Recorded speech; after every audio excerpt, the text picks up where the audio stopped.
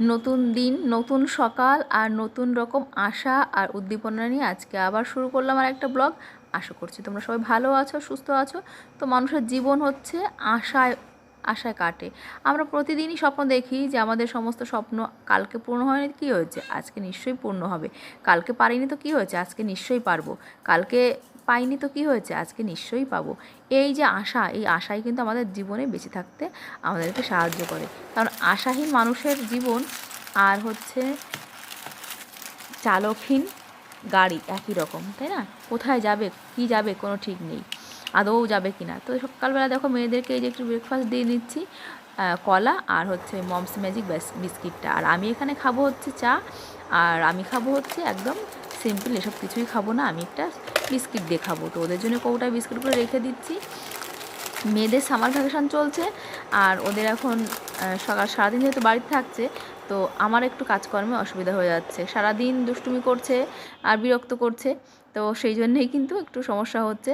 তো যাই হোক, স্কুল আর কি বন্ধ, এই সময়টা ওরা একটু এনজয় করছে, খেলাধুলা করছে, দুই বোন মারামারি করছে, দুই বোন যা খুশি তাই করছে। আর পড়ানোর কথা বললেই কিন্তু দুই বোন পালিয়ে যাচ্ছে নিজেদের ঘরে অথবা ছাদে গিয়ে খেলতে শুরু করছে। তো ওই যে ওর বাবা আজকে ওর জন্য নিয়ে এলো ছোটো মেয়ের জন্যে, এই যে দেখো নিয়ে এসছে এইটা পড়ার টেবিলটা। মেয়ে কিন্তু খুব খুশি হয়েছে, এখানে ব্রেকফাস্ট করছিল, খাওয়া দাওয়া করছিল। তো একটু নিমকিও নিয়ে নিয়েছে নিজেরা আবার। তো এখন বাবা এই যে বাজার করে নিয়ে এলো আর এখন খুব খুব খুশি, বলছে আমার খুব ভালো লাগছে মা, বাবা আমাকে এত সুন্দর জিনিসটা এনে দিয়েছে। তো একটা মাত্র পড়ার টেবিল ছিল, ছোট্ট টেবিলটা, যেটা আর কি খাটের উপর নিয়ে বসে। তো ওইটা বড় মেয়ে পড়তো, ছোটো মেয়ের একসঙ্গে এই টেবিলটা বসতে না কষ্ট হতো। তো যাই হোক ওকে এনে দিয়েছে। আর দু বোন মিলে দেখো খাটের অবস্থা কী করেছে, এলো মেলো করে নিয়েছে। যাই হোক একটু পড়তে বসেছে, সকালবেলা বললাম একটু পড়তে বস, একটু পড়ে নে, তারপর যা খুশি করিস। তো বসতো না হয়তো, যেহেতু আর কি স্কুল নেই, তো ওনার নাকি পুরো ছুটি, পড়বে না। দিদি বই নিয়ে বসে সকাল সন্ধ্যায়, ও আর বই নিয়ে বসতে চায় না। এইবার এই টেবিলটা পেয়ে খুব উৎসাহ হচ্ছে, বলছে আমার বইগুলো একটু দাও তো, আমি একটু পড়ি।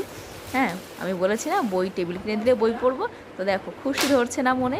তো আমি বই দিলাম, আমি বললাম ঠিক আছে তুমি পড়ো, আমি রান্না করি।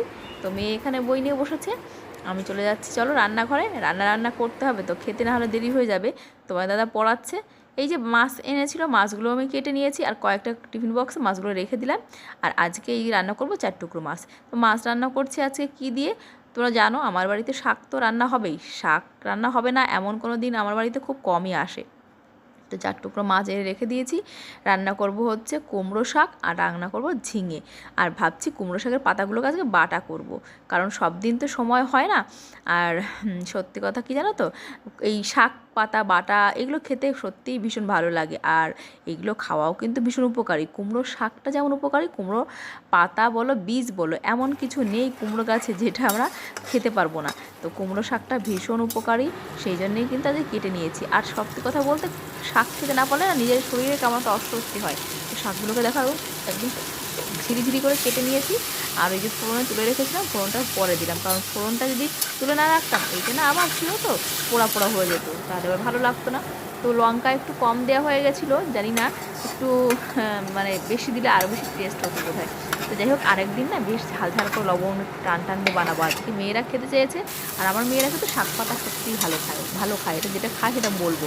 তবে সব দিন খায় না, একটু কিন্তু খায়।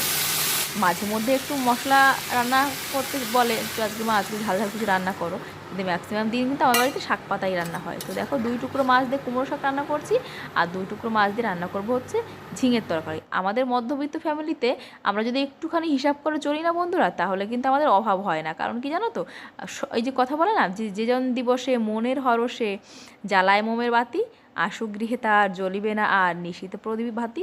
সত্যিই তাই, আমরা যদি হিসাব করে, আমরা যদি বুদ্ধি খাটিয়ে না চলি, তাহলে কিন্তু যদি একবার সব খেয়ে নিই, তাহলে আমি আর যখন প্রয়োজন হবে তখন কিন্তু আমার আর সেই প্রয়োজনটা মেটানোর মতো সামর্থ্য থাকবে না। তো সেই জন্য নিজের সামর্থ্য অনুযায়ী নিজেকে বুঝে শুনে সংসারটা করতে হয়। আমি এমন অনেক মানুষকে দেখি যারা একবারে সব কিছু খরচা করে ফেলে আর তারপরে অন্যের মুখের দিকে তাকিয়ে থাকে, কখন কে আমাকে একটু হেল্প করবে, তখন আমার সংসারটা চলবে। এরকম আমি অনেক আশেপাশে মানুষকে দেখি। তবে যাই হোক, যার যার সংসার শেষ তার মতো করে চালাবে, তাতে আমার কিছু বলার নেই। তো দেখো রান্নাবান্না কিন্তু রেডি, আর এখন কিন্তু আমাদের খাওয়ার সময়, তো খেয়ে নেবো আমরা। আর এত মানে কি বলবো গরম পড়ছে বন্ধুরা, যে এই সব সবজি কিন্তু আমাদেরকে সুস্থ থাকতে সাহায্য করবে। তো খাওয়া দাওয়ার পরে এই যে দেখো আমি মেয়েকে বলেছিলাম ভালো করে খাও ভাত, তাহলে তোমাকে আমি লিচু দেবো। আর ওর লিচু হচ্ছে আমার ছোটো মেয়ের ফেভারিট। তো ওই যে ভাত খেয়েছে, এখন লিচু খেতে দিলাম, আর এবার আমি যাবো কাজকর্ম করতে। তো দেখো এখানে যে হাঁসেরা দেখেছো, হাঁসেরা কিন্তু খাওয়ার জন্যে কিন্তু কী বলবো ডাকাডাকি শুরু করেছিল। আমি ভাবলাম কী হলো ডাকাডাকি করছে, এসে দেখে একটা মুরগিতে ডিম পেড়েছে। তো আমি এখন ওদেরকে খাবার দেবো, আর তারপরে কিন্তু আমি ডিমটা নেব। তো এই যে কাজকর্ম করছিলাম এর মধ্যে চলে এসছে মা। মা এসেছিল হচ্ছে নাতিদের দেখতে, অনেকদিন দেখে না, তো খাবার দাবার নিয়ে এসেছিলো বেশ কিছু রকম, সেগুলো তোমাদের সঙ্গে শেয়ার করা হয়নি, গল্প করতে করতে সব ভুলে গেছিলাম। তো এই যে দেখো এখন আমি এই বালিশটা বেশ কিছুদিন ধরে ঠিক করবো ভাবছি, কিন্তু কিছুতেই ঠিক করা হচ্ছে না। বালিশের তুলোগুলো না নরম হয়ে গুঁড়ো গুঁড়ো হয়ে গেছে, আর বালিশগুলো একদম ইউজ করার মতো অবস্থা নেই।